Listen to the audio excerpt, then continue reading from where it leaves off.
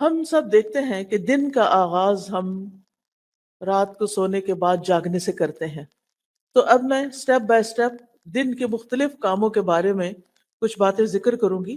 آپ اپنے پاس نوٹ بھی کر سکتے ہیں، اپنے پاس ٹو ڈو لسٹ بنا سکتے ہیں کہ آپ نے کیا کیا کرنا ہے. یعنی سب سے پہلے صبح کے وقت کیا کرنا ہے. رسول اللہ صلی اللہ علیہ وسلم نے فرمایا، ہر شخص صبح وقت اٹھتا ہے تو اپنے نفس کا سودا کرتا ہے، پھر یا تو اسے آزاد کرتا ہے یا اسے ہلاک کرتا ہے. یعنی ہر شخص ہر روز ایک تجارت کرتا ہے جس میں یا تو وہ فائدہ اٹھاتا ہے یا وہ نقصان اٹھاتا ہے. ہر روز ہمیں دن کے 24 آورز مل جاتے ہیں، اور 24/7 یعنی پورے ہفتے میں ہمیں ہر روز 24 آور ملتے ہیں.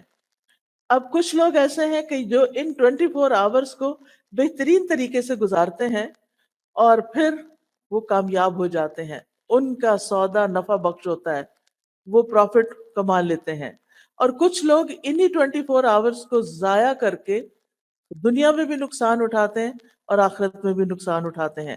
تو اس لیے ہمیں وہ کام لازمی کر لینے چاہیے کہ جن سے یہ 24 آورز ہمارے سیکیور ہو جائیں اور ہماری کامیابی کا راستہ ان سے طے ہو جائے. سب سے پہلی چیز جو آنکھ کھلتے ہی ہمیں کرنی چاہیے وہ ہے صبح کی دعا، جس کا آغاز ہوتا ہے الحمدللہ سے. الحمدللہ الذی احیانا بعدما اماتنا والیہ النشور. سب تعریفیں اس اللہ کے لیے ہیں جس نے ہمیں مرنے کے بعد زندہ کیا اور اسی کی طرف دوبارہ لوٹنا ہے. اب آپ دیکھیے کہ یہاں پر زندگی اور موت کی بات کی جا رہی ہے. آپ کو یہ تو معلوم ہی ہوگا کہ النوم اخو الموت، کہ نیند موت کی بہن ہوتی ہے. جس طرح نیند میں انسان کچھ دیکھتا نہیں، کچھ سنتا نہیں، اسی طرح موت کے بعد بھی انسان کا دیکھنا سننا ختم ہو جائے گا. اب آپ دیکھیے کہ انسان کی قرآن مجید سے ہمیں پتہ چلتا ہے کہ ہم جب رات کو سوتے ہیں تو ہماری ایک روح لے لی جاتی ہے. اسی وجہ سے وہ روح آپ دیکھیں کہ جہاں جہاں جاتی ہے، جو جو کچھ دیکھتی ہے، اس کا ایک کنیکشن انسان کے ساتھ بھی ہوتا ہے. تو اسی کی بنا پہ ہم خواب دیکھتے ہیں. اور بعض اوقات وہ انسان جو ہے وہ بہت ساری سفر طے کر رہا ہوتا ہے، جو لوگ دنیا سے گزر چکے ہیں ان سے جا کے مل رہا ہوتا ہے. تو یہ دراصل روحوں کی ملاقات ہوتی. پھر جس شخص کو اللہ تعالیٰ زندگی دیتا ہے اس کی روح واپس اس کے جسم میں صبح جاگتے ہی لوٹا دی جاتی ہے، اور جن کی موت نیند کے اندر لکھی ہوتی ہے ان کی روح واپس نہیں آتی. اسی لیے آپ نے ضرور یہ سنا ہوگا کہ فلاں شخص سویا تو پھر اٹھا ہی نہیں، کیونکہ اس کی وہ روح جس پر اس کی زندگی کا دار و مدار تھا وہ اس کو واپس نہیں دی گئی. تو یاد رکھیے ہماری زندگی اور ہماری موت ٹوٹلی اللہ سبحانہ و تعالیٰ کے کنٹرول میں ہے. اس لیے ہر روز جب صبح ہمیں زندگی کا ایک اور دن ملتا ہے تو ہمیں کیا کرنا چاہیے؟ اللہ کا شکر ادا کرنا چاہیے کہ مجھے ایک اور دن مل گیا، اور پھر خوش ہونا چاہیے کہ مجھے اپنی آخرت کی کمائی کے لیے مزید وقت مل گیا ہے. اور یاد رکھیے کہ جب انسان شکر ادا کرتا ہے تو اللہ تعالیٰ کا وعدہ ہے لَإِن شَكَرْتُمْ لَأَزِيدَنَّكُمْ، اگر تم نے شکر ادا کیا تو میں تمہیں اور زیادہ عطا کروں گا. جو بندہ شکر گزار ہوتا ہے، گریٹفل ہوتا ہے، اس کی نعمتوں میں اضافہ ہوتا چلا جاتا ہے. پھر آپ دیکھیے کہ ہم عام طور پر بھی اللہ سبحانہ تعالیٰ کی اللہ کی تعریف کیوں کریں؟ ہم دیکھتے ہیں کہ قرآن مجید سے ہمیں پتہ چلتا ہے کہ کائنات کی ہر چیز اللہ کی تسبیح بیان کر رہی ہے. اگر یہ پہاڑ اور یہ درخت اور یہ پھول اور پھل اور یہ پتے اور یہ تمام چیزیں اللہ کی تسبیح کرتی ہیں تو پھر ہم پیچھے کیوں رہیں؟ ہمیں تو اللہ تعالیٰ نے افضل المخلوقات بنایا ہے، باقی چیزوں کو ہمارے لیے بنایا ہے. اگر آپ کے گھر میں لگا ہوا درخت اللہ کی تسبیح کر رہا ہے اور آپ سو ہی رہے ہیں تو آپ سوچئے کہ پھر اللہ کے نزدیک وہ درخت زیادہ اچھا ہے جو اس کی تعریف کر رہا ہے، یا وہ انسان جو شیطان کے بہکاوے میں آ کے غافل ہو کے نماز کے وقت میں سو رہا ہے؟ قرآن مجید میں آتا ہے تسبح له السماوات السبع والارض ومن فیہن وان من شیء الا یسبح بحمده ولکن لا تفقهون تسبیحهم، ساتوں آسمان اور زمین اس کی تسبیح کرتے ہیں، یعنی اللہ سبحانہ وتعالیٰ کی، اور جو بھی ان میں چیزیں ہیں وہ بھی، اور کوئی بھی چیز ایسی نہیں مگر وہ اس کی حمد کے ساتھ اس کی تسبیح کرتی ہے، لیکن تم ان کی تسبیح کو سمجھتے نہیں، یعنی انسان کو ان کی زبان نہیں معلوم، ان کی تسبیح کا طریقہ نہیں معلوم۔ بے شک وہ ہمیشہ سے بردبار نہایت بخشنے والا ہے، یعنی اللہ رب العزت انسانوں کو معاف کر دیتا ہے کہ جس وقت ساری کائنات اللہ کی حمد بیان کر رہی ہوتی ہے، سارے فرشتے اللہ تعالیٰ کی عبادت میں لگے ہوئے ہوتے ہیں، وہاں ایک انسان جس کو اختیار دیا گیا، جس کو اللہ تعالیٰ نے چوائس دے دی ہے، وہ اپنی چوائس سے اللہ کی عبادت کرے تو ساری مخلوق سے افضل ہو جاتا ہے، اور جب وہ اللہ کی دی ہوئی اس آزادی سے فائدہ نہیں اٹھاتا اور اللہ کی نافرمانی کرتا ہے تو ساری مخلوقات سے زیادہ نچلا ہو جاتا ہے۔ ثم رددناہ اسفل سافلین، اسفل سافلین، سافل کہتے ہیں نیچے گرنے والے کو، اور اسفل جو سب سے نیچے جا گرے۔ جب ساری کائنات اللہ کا ذکر کرے گی اور انسان نہیں کرے گا تو انسان تو پیچھے رہ جائے گا نا، اس کو تو عزت اسی میں ملے گی کہ وہ اپنی چوائس سے یہ سب کچھ کرے۔ نبی صلی اللہ علیہ وسلم نے فرمایا قیامت کے دن اللہ تعالیٰ کے سب سے افضل بندے وہ ہوں گے جو کثرت سے اللہ کی تعریف کرنے والے ہیں۔ تو اس لیے جو نعمت بھی آپ کو ملے اس پر الحمدللہ ضرور کہیے۔ حدیث میں آتا ہے الحمدللہ کہنا میزان کو نیکیوں سے بھر دیتا ہے۔ اتنا بڑا کلمہ ہے یہ کہ اللہ میں تیری تعریف کرتی، تیری حمد و ثنا کرتی ہوں۔ پھر اسی طرح اگر انسان پانی کا ایک گھونٹ بھی پیتا ہے، ایک گھونٹ، اور اس کے بعد الحمدللہ کہتا ہے تو اللہ تعالیٰ اس بندے سے راضی ہو جاتا ہے۔ اب آپ صبح کے وقت اٹھ گئے، صبح کے وقت اٹھ کر آپ نے دعا پڑھی، زندگی ملنے پر اللہ کا شکر ادا کیا۔ اب اس شکر کا عملی طریقہ کیا ہے کہ آپ نماز فجر ادا کریں۔ تو اٹھنے کے بعد پہلا کام نماز فجر ادا کرنا ہے، کیونکہ سورج نکلنے کے ساتھ ہی نماز فجر کا وقت چلا جاتا ہے، تو اس کو with in time, with in limits ہمیں ادا کرنا ہوتا ہے۔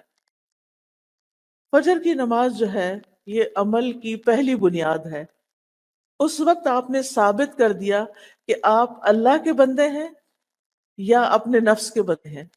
جو نفس کے بندے ہوتے ہیں وہ اپنی مرضی کے کام کرتے ہیں اٹھ کے، اور جو اللہ کے بندے ہوتے ہیں، جو اللہ کی عبادت گزار ہوتے ہیں، وہ پہلا کام کیا کرتے ہیں؟ نماز ادا کرتے ہیں۔ رسول اللہ صلی اللہ علیہ وسلم نے فرمایا اللہ نے بندوں پر 5 نمازیں فرض کی ہیں، جس نے انہیں ادا کیا اور ان کا حق ہلکا سمجھتے ہوئے ان میں سے کچھ کیا تو اللہ کا اس کے لیے قیامت کے دن کے لیے یہ وعدہ ہے کہ اس کو جنت میں ضرور داخل فرمائے، اور جس نے ان نماز کیا مگر ان کا حق ہلکا سمجھتے ہوئے ان میں سے کچھ ضائع کر دیا تو اللہ کا اس عہد نہیں، وہ چاہے تو عذاب دے اور چاہے تو معاف فرما دے۔ لہٰذا نماز کو معمولی چیز نہیں سمجھنا چاہیے۔ اللہ سبحانہ تعالیٰ صبح کے بعد اور عصر کی نماز کے بعد فرشتوں سے بندوں کا حال پوچھتے ہیں کہ جب تم گئے تھے، یہ تو آپ کو معلوم ہے نا ہمارے دائیں بائیں کرامن کاتبین ہیں، 2 فرشتے ہیں، ان کی ڈیوٹی 24 آور کی نہیں ہوتی، ان کی ڈیوٹی 12 آور ہوتی ہے، اور یہ فجر اور اپنی ڈیوٹی تبدیل کر دیتے ہیں۔ جو فجر کے وقت آتے ہیں وہ عصر کے وقت تک ہم نے جو کچھ کیا ہوتا ہے وہ سارا لکھ کر واپس لے جاتے ہیں، اور وہاں سے نیکسٹ فریش فرشتے آ جاتے ہیں جو اگلے وقت کے لیے پوری رات کے لیے ہمارے اعمال لکھتے ہیں، اور پھر وہ فجر کے وقت واپس جاتے ہیں اور نئے فرشتے فجر کے وقت ہمارے پاس آ جاتے ہیں۔ جب یہ واپس جانتے ہیں تو اللہ تعالیٰ خود ان سے پوچھتے ہیں کہ تم نے بندوں کو کس حال میں چھوڑا؟ وہ کہتے ہیں ہم نے اس حال میں چھوڑا کہ وہ نماز پڑھ رہے تھے، اور اس حال میں ان کے پاس پہنچے کہ وہ نماز پڑھ رہے تھے۔ تو جو شخص فجر اور عصر کی نماز کا اہتمام کرتا ہے، اس کی ڈیلی رپورٹ اللہ سبحانہ و تعالیٰ کے پاس بہت بہترین جاتی ہے کہ وہ نماز پڑھ رہے تھے۔ پھر قیامت کے دن سب سے پہلا سوال بھی کس کے بارے میں ہوگا؟ نماز کے بارے میں۔ اگر نماز درست ہوئی تو ساری چیزیں ٹھیک ہو جائیں گی، اور اگر نماز درست نہیں تو سارے اعمال میں بگاڑ آ جائے گا۔ صلی اللہ علیہ وسلم نے فرمایا وہ آدمی ہرگز آگ میں نہیں جائے گا جس نے سورج نکلنے سے پہلے، غروب ہونے سے پہلے نماز پڑھی، یعنی فجر اور عصر کی نماز پڑھی۔ اور نماز پڑھنے سے اللہ تعالیٰ بندے کے رزق کا وعدہ بھی کرتے ہیں۔ فرمایا وَأْمُرْ أَهْلَكَ بِالصَّلَاةِ وَاصْطَبِرْ عَلَيْهَا لَا نَسْأَلُكَ رِزْقًا نَحْنُ نَرْزُقُكَ، اور اپنے گھر والوں کو نماز کا حکم دیجئے اور اس پر خوب پاک کار بند رہیے، ہم تم سے کسی رزق کا مطالبہ نہیں کرتے، ہم ہی تمہیں رزق دیں گے۔ تو اس سے یہ پتہ چلتا ہے کہ جو شخص اپنی عبادت صحیح طور پر کرتا ہے، اللہ سبحانہ وتعالیٰ اس کو تنہا نہیں چھوڑتا۔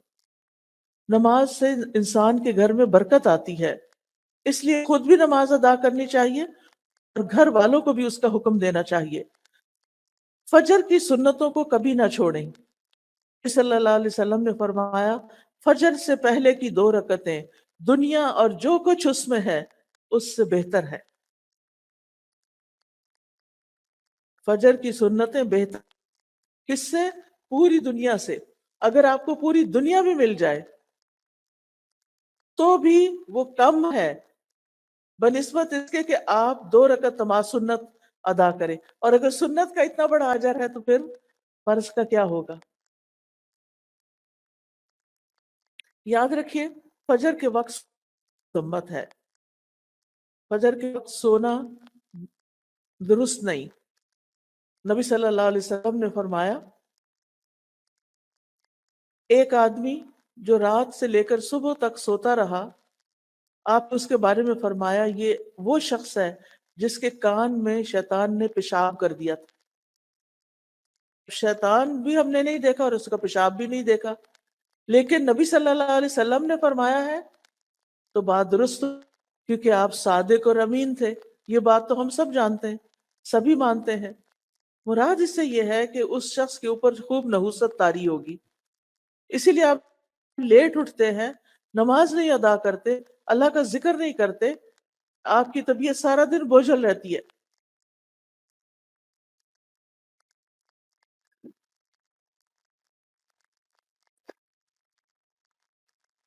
پھر آپ کی کوشش یہ ہو کہ نماز خشوع کے ساتھ پڑھیں۔ خشوع نماز میں رونا دھونا، بعض لوگ سمجھتے ہیں کہ کچھ لوگ نماز میں بہت روتے ہیں لہٰذا ان کی نماز زیادہ خشوع والی ہے۔ ایسا نہیں، رونا خشوع نہیں ہوتا، بلکہ دل کا متوجہ ہونا اور اعضاء کا پرسکون ہونا، اس کو خشوع کہتے ہیں۔ اگر ہو سکے تو یہ ڈور کھول دیں کہ تھوڑا سٹفی ہو رہا ہے تاکہ فریش ایئر اندر آتی رہے۔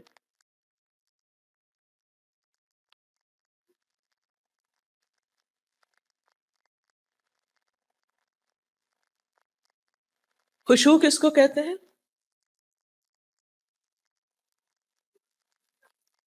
جی ہاں، دل کا متوجہ ہونا اور اعضاء کا پرسکون ہونا، یعنی نماز میں ہمیں ہلنا نہیں چاہیے، دائیں بائیں نہیں ہونا چاہیے، ایسے بھی جھوم جھوم کے بھی نماز نہیں پڑھنی چاہیے۔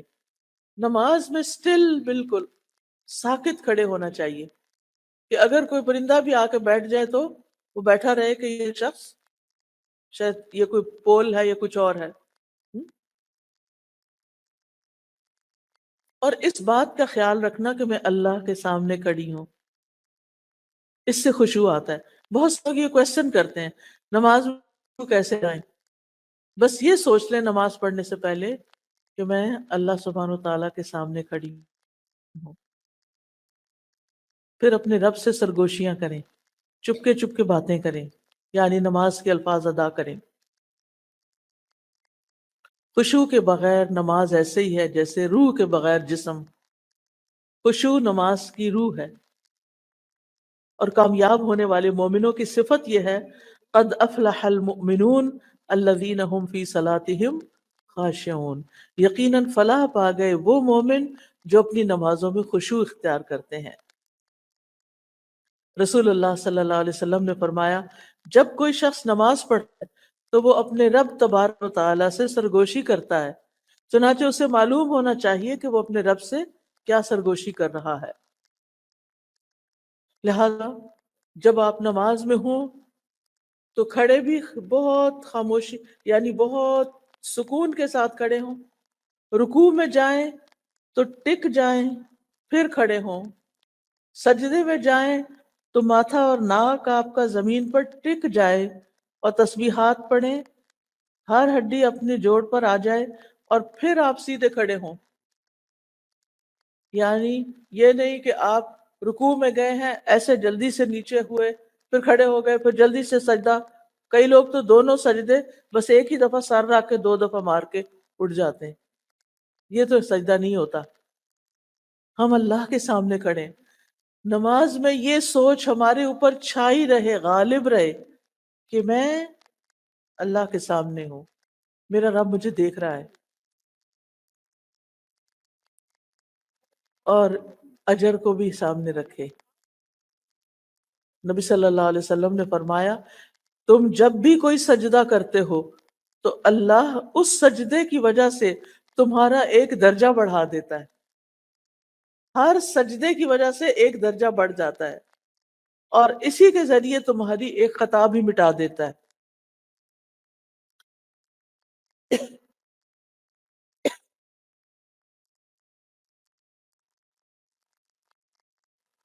تو یاد رہے گی یہ بات.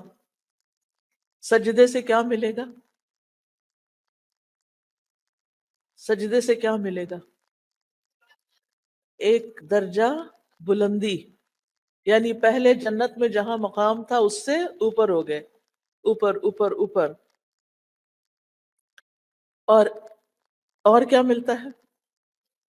ایک خطا مٹ جاتی, ایک غلطی صاف ہو جاتی.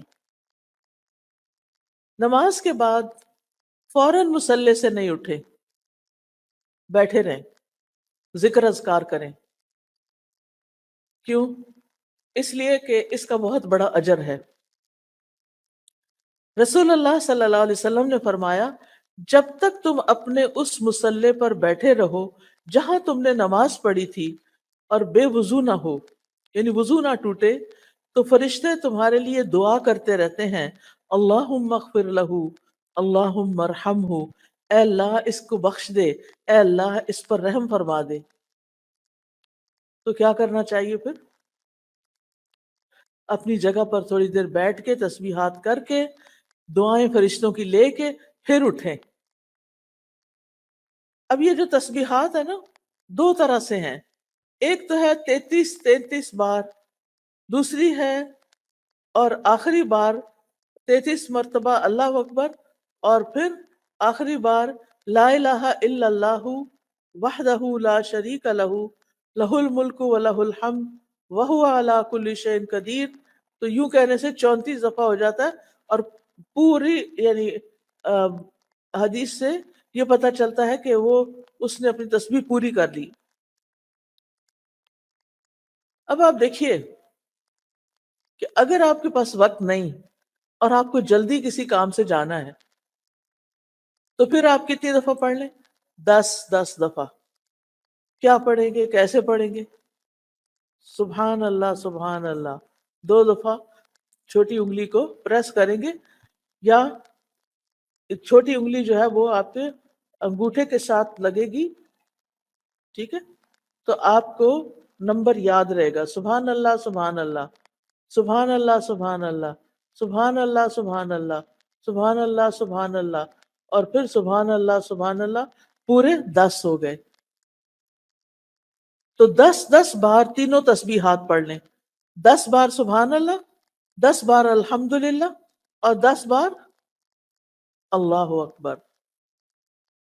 اس کے بارے میں آپ صلی اللہ علیہ وسلم نے فرمایا دو خصلتیں یا دو عادتیں ایسی ہیں کہ اگر کوئی مسلمان بندہ ان کی پابندی کر لے تو جنت میں داخل ہوگا، اور وہ بہت آسان ہے، مگر ان پر عمل کرنے والے بہت کم ہیں۔ ہر نماز کے بعد 10 مرتبہ سبحان اللہ، 10 مرتبہ الحمدللہ اور 10 مرتبہ اللہ اکبر کہے تو زبان کی ادائیگی کے اعتبار سے 150 بار ہے، اور مجموعی طور پر پانچوں نمازوں کے بعد جو عمل ترازو میں رکھا جائے تو 1500 ہے۔ کتنا اللہ سبحانہ تعالیٰ نے اجر لکھا ہے آپ کے لیے۔ اور اگر آپ نہیں پڑھتے، چھوڑ کے اٹھ جاتے، کتنی دیر لگتی ہے؟ 1 منٹ، 2 منٹ، دو بھی نہیں لگتے۔ ہم اپنا فون، سیل فون میں جا نماز کے ساتھ رکھ کے بیٹھتے ہیں، جو سلام پھیرا فٹافٹ فون اٹھا لیا۔ اور اگر ہمارے کام کا کوئی میسج نہ ہو تو پھر ہم کیا کرتے ہیں؟ کچھ بھی مل جائے وہ چلا لیتے ہیں، اور اتنے بڑے خیر اور خزانے سے محروم ہو جاتے ہیں۔ پھر ایک اور بات یہ ہے کہ اگر انگلیوں پہ تسبیح کریں گے تو زیادہ ثواب ہوگا، انگلیاں گواہ بن جائیں گی، لہذا خوبصورتی کے ساتھ انگلیوں کو استعمال کرنا ہے، جیسے سبحان اللہ سبحان اللہ سبحان اللہ سبحان اللہ، الحمدللہ الحمدللہ، اللہ اکبر، یعنی اس طرح بھی آپ کر سکتے ہیں۔ پھر ہر نماز کے بعد آیت الکرسی پڑھیں، اس کا کیا ثواب ہوتا ہے؟ نبی صلی اللہ علیہ وسلم نے فرمایا ہر فرض نماز کے بعد آیت الکرسی پڑھنے والے کو موت کے علاوہ کوئی چیز جنت میں لے جانے سے نہیں روک سکتی۔ یعنی دنیا میں رہتے ہوئے تو آپ جنت میں نہیں جا سکتے، مرنے کے بعد بھی جنت میں وہ جائے گا جو اللہ کا پسندیدہ ہوگا، اور جو اللہ کا پسندیدہ ہے اس کو اللہ تعالیٰ نے بہت سی خوشخبریاں بھی سنائی ہیں، اس کے لیے آسانیاں بھی کی ہیں۔ اور یہاں پر کیا آسانی کی گئی ہے کہ جب یعنی انسان اپنی یعنی ان چیزوں کو پابندی سے پڑھے گا تو پھر اس کے لیے جنت کا رستہ آسان ہو جائے گا۔ اچھا، قیامت کے دن ہماری انگلیوں سے بھی سوال ہوگا، تو جب ہم ان پہ ذکر کریں گے تو یہ ہمارے حق میں بولیں گی۔ قرآن مجید میں آتا ہے نا، وَتُكَلِّمُنَا أَيْدِيهِمْ وَأَرْجُلُهُمْ، ہم سے کلام کریں گے ان کے ہاتھ اور پاؤں۔ پھر ہر نماز کے بعد قل هو اللہ احد، قل اعوذ برب الفلق، قل اعوذ برب الناس، اگر آپ کو وسوسے ستاتے ہوں، شیطان پریشان کرتا ہو، آپ کو کوئی تکلیف بیماری ہو، تو آپ یہ تینوں کل ہاتھ پہ پڑھ کے پھونک مار کے ہاتھ میں چہرے اور سر اور بازو اور ان سب پر خود ہی پھیر لیا کریں۔ اس سے آپ بہت اچھا فیل کریں گے، بہت لائٹ فیل کریں گے۔ اگر آپ کو کوئی تھکاوٹ ہوئی بھی ہے، آپ کو کوئی بیماری ہے، کچھ بھی ہے، آپ اس کو اپنا معمول بنا لیں۔ پھر صبح کے اذکار پوری توجہ کے ساتھ کریں۔ اللہ سبحانہ وتعالیٰ قرآن مجید میں فرماتے ہیں یا ایھا الذین آمنوا اذکروا اللہ ذکرا کثیرا وسبحوہ بکرۃ واصیلا، اے ایمان والو اللہ کو کثرت سے یاد کیا کرو۔ یہ کون کہہ رہا ہے کہ اللہ کو زیادہ یاد کیا کرو؟ کون کہہ رہا ہے؟ اللہ سبحانہ وتعالیٰ، یس۔ ماشاء اللہ، بہت دھیان سے سن رہے ہیں اسی لیے جواب دے رہے ہیں۔ اللہ سبحانہ وتعالیٰ سن رہا ہے۔ اللہ تعالیٰ فرما رہا ہے کہ اے ایمان والو اذکر اللہ ذکرا کثیرا، اللہ کو بہت زیادہ یاد کیا کرو، اور صبح و شام اس کی تسبیح بیان کیا کرو۔ تو صبح و شام سبحان اللہ و بحمدہ پڑھنے والا، جو پوری تسبیح ہے 100 دفعہ پڑھنا چاہیے، پڑھنے والا جو ہے اس کے سارے گناہ معاف ہو جاتے ہیں۔ اور تسبیح جو ہے یہ ڈپریشن کا علاج بھی ہے، انسان کے دل کا غم، دکھ، پریشانی بھی ختم ہوتی ہے اس سے۔ پھر اسی طرح آپ نے فرمایا جو شخص یہ تسبیح پڑھتا ہے سبحان اللہ و بحمدہ، قیامت کے دن اس سے زیادہ افضل کوئی بھی نہیں لائے گا. قیامت کے دن اس سے زیادہ افضل عمل کسی کا بھی نہیں ہوگا، اور سوائے اس کے جس نے اس کے برابر یہ اس سے زیادہ پڑھا ہو. پھر اسی طرح اگر ہو سکے، جیسے بزرگ خواتین ہوتی ہیں تو وہ فجر کی نماز سے سورج طلوع ہونے تک بیٹھے رہے مصلی پر. جو اسکول کے بچے تو ظاہر ہے انہیں اسکول جانا ہوگا، تیاری کرنی ہوگی، لیکن تیاری کرتے کرتے اللہ کا ذکر کرتے رہیں.